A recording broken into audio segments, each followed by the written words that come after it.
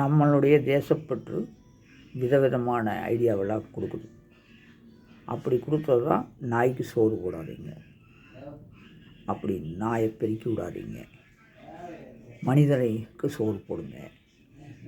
மனுஷன் மிருகம், எங்கள் அக்காலமான மிருகங்கள் கோடிக்கணக்கானவே இருக்கிறாங்க. அவங்ககிட்ட உஷாராக நடந்துக்கணும். அட ரேபிஸ் இருக்கிற நாய் கூட்டமே நீ உஷாராக நடந்துக்கிற, அப்புறம் இந்த மனுஷன் கூட்டம் உஷாராக நடந்துக்க முடியாதா? அப்படித்தான் சட்டம் இருக்குது அவங்கள தண்டிக்கிறதுக்கு. ஒரு தப்புக்கு இன்னொரு தப்பு செய்யக்கூடாது. அதாவது ஒருத்த மிரட்டிக்கிறான், மிரட்டினதுக்கு இன்னொரு ரவுடி கூட போய் உதவி கேட்டுருக்குறான். அந்த ரவுடி இப்போ இந்த சாதாரண ஆள் மிரட்டினது போக அந்த ரவுடி மிரட்டி காசு கொடுக்குறான். அப்படித்தான் வாழ்க்கை.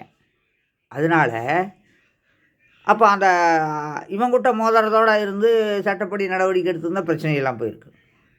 இது அணு ரீதியாக ஒரு மிலிட்ரிக்காரர் என்ற கூட சொன்னது. மிலிட்ரிக்கார் அவனையுமே மிரட்டிக்கிறான். அப்போ பார்த்துக்க எப்படின்னு. இப்போது நம்ம என்னங்கிறோன்னா, ஒரு நல்லவன் பாதிக்கப்பட்டால் 1000 தீயவர்கள் உருவாவார்கள். நல்லவனாக இருக்கிறான், அவனே பாதிக்கப்பட்டா நம்மளாம் உஷாராக இருக்கணும் அப்படின்னு சொல்லிட்டு என்ன பண்ணுவான், தீயவர்களை அவன் மாறிடுவான். அப்போ சமுதாய சீர்கீடு வந்துடும். அதனால் எல்லாத்தினுடைய கடமை, எல்லாத்துக்கிட்டமும் நாட்டுப்பற்று இருக்குது, அதை வெளியே கொண்டு வரணும்.